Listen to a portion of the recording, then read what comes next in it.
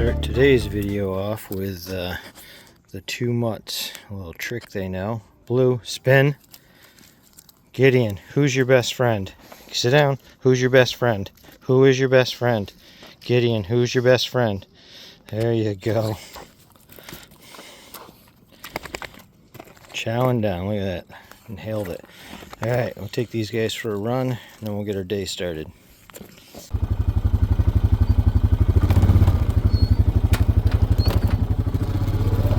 Alright, go ahead.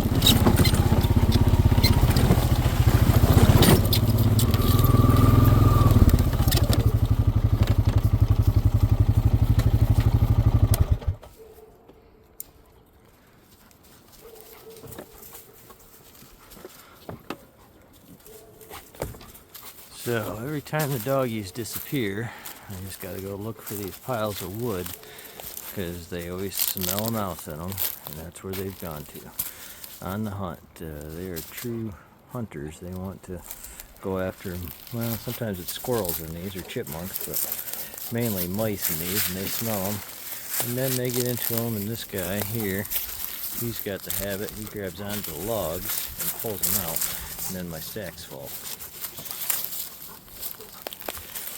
But they're definitely some 2 mousers.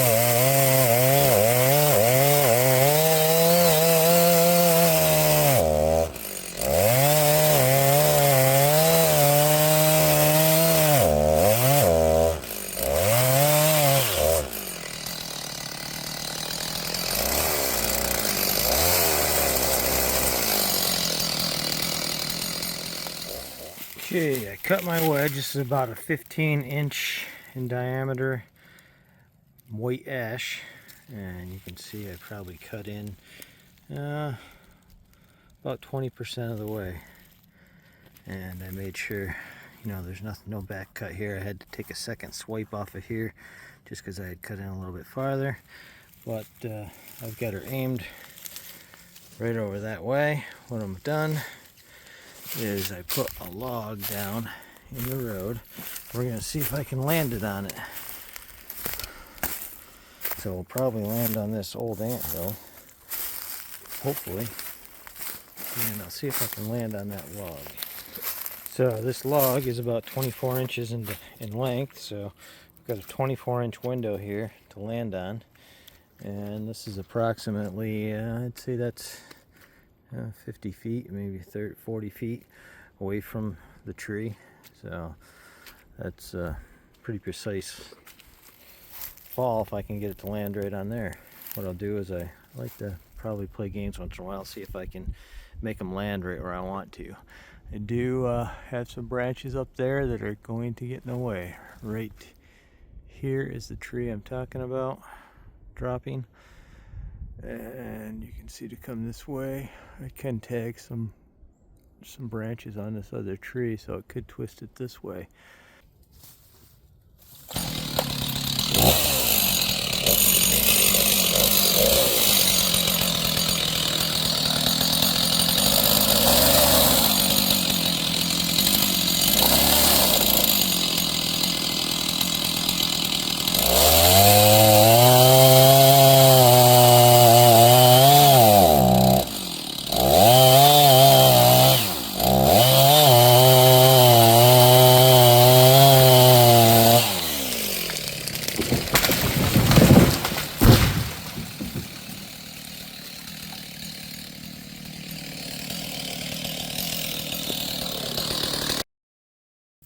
Definitely these old ash trees are, this one is dead completely. You can see when it landed, all the top branches busted off.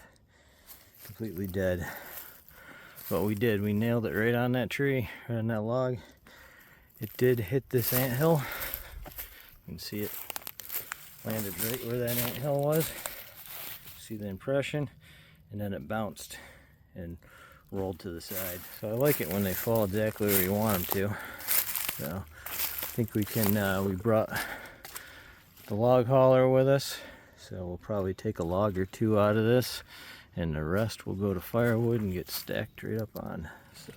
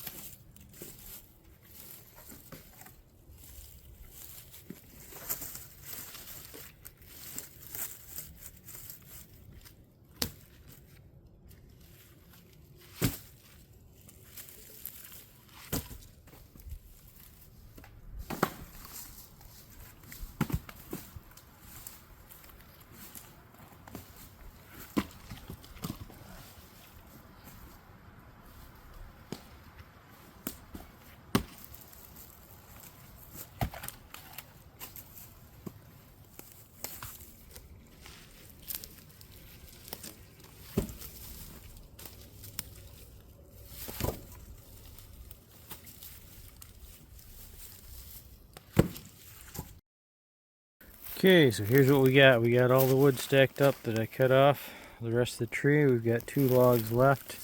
That one there is a 12-footer. It is 12 on this end and just over 12 on the other end, and pretty straight. That's going to make for some nice wood.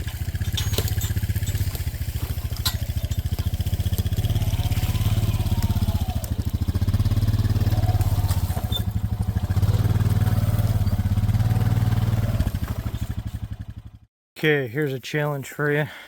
How many hammers have you left in the woods? Definitely left some in the woods, and I don't know where they are.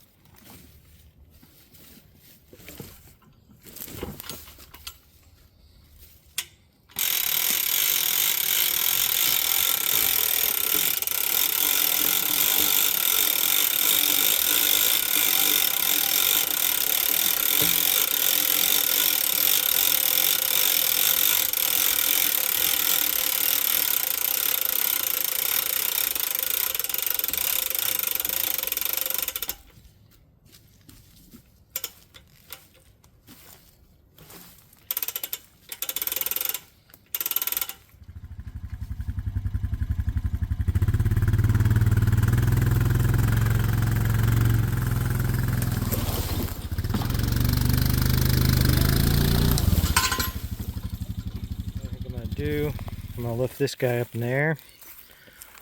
I'm going to pull it up beside the trail up there and drop it off alongside the trail. Put a couple of sticks underneath it to hold it up in the air. I'll come back down. I'll lift this guy up in the air, and then I can decide which end I want to cut off.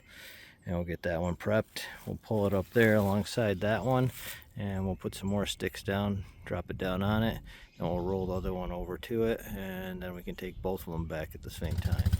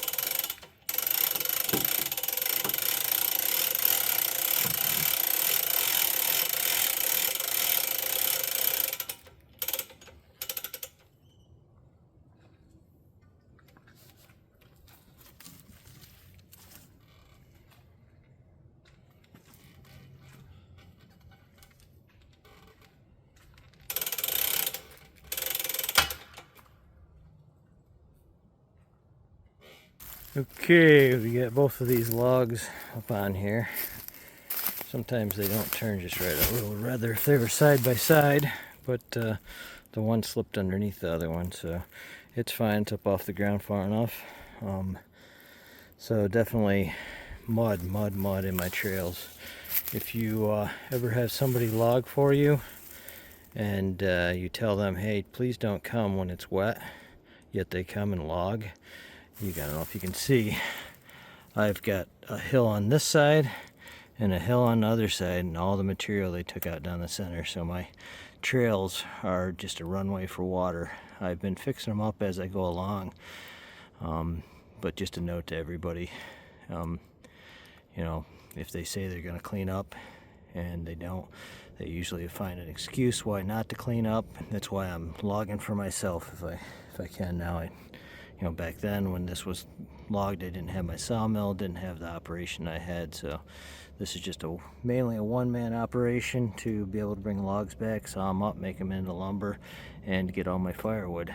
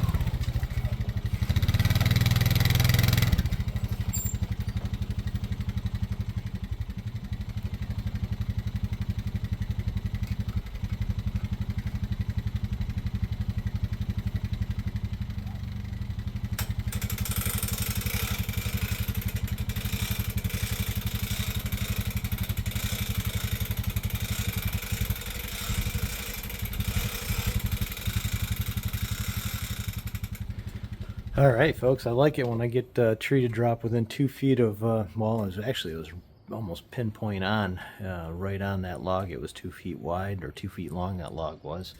And we got her to drop pretty much right in the middle. It bounced a little bit and went to one side, but it's always good when they fall right where you want them to. But anyways, we're out in the woods, we're doing some logging, and we're getting firewood, right? So, well, the main thing I'm doing right now is I'm going out and getting firewood, and what I do is on the bonus, I get a log or two every time I go out and get firewood. So far, we have we have an ash, this is a red maple here. And you got a piece of pine that I figured, well, I can probably make a 4x4 out of that. And then we've got this 16-foot one log. This log has been down, this one and that one right there had been down for like 1.5 to 2 years. So those ones I just brought back, put on the bunk, but all these other ones are small ones there. They have all come out of the woods when I'm cutting wood for firewood. Right, I take my log hauler out with me when I am cutting wood, and that allows me to bring in a couple of logs each time, and then we get some nice material to be able to mill up and stack for later use. I appreciate you watching, and you all have a good day. Bye.